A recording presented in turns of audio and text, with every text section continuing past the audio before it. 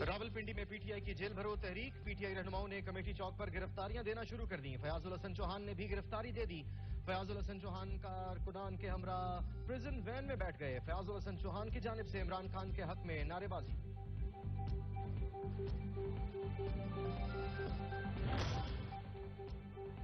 पहले दीवार से सर टकराते हैं, फिर रोते हैं कि चोट लग गई। ख्वाजा साद रफी कहते हैं जब काट नहीं सकते तो जेल भरो का ड्रामा क्यों किया। अब बाहर निकलो या कॉल वापस लो, आपको कुछ नहीं कहा जाएगा। सियासी जुदजहद की बेइज्जती ना करवाओ।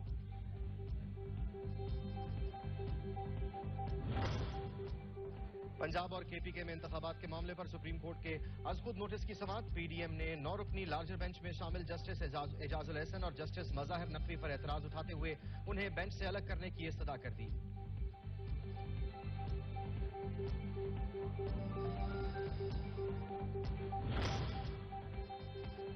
वजीर दिफा ख्वाजा आसिफ की कौमी असम्बली में घनगरज। बोले जब जजेस हमारी हदूद में दाखिल होंगे तो हम भी सवाल उठाएंगे। नवाज शरीफ की हुकूमत खत्म करके ज्यादती की गई। पूरी कौम अदालती फैसलों से मुतासिर होती है। आइन को रीराइट करना अदलिया का काम नहीं है।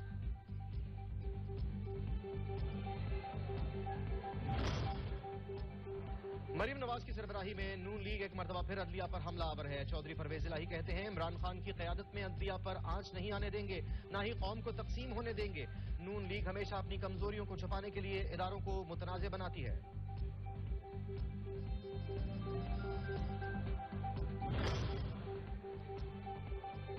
तहरीक इंसाफ ने ऑडियो लीक्स का मामला लाहौर हाईकोर्ट में चैलेंज कर दिया। तहरीक इंसाफ के रहनुमा डॉक्टर यास्मीन राशिद ने ऑडियो लीक्स के मामले पर जुडिशल कमीशन बनाने की इस्तदा कर दी।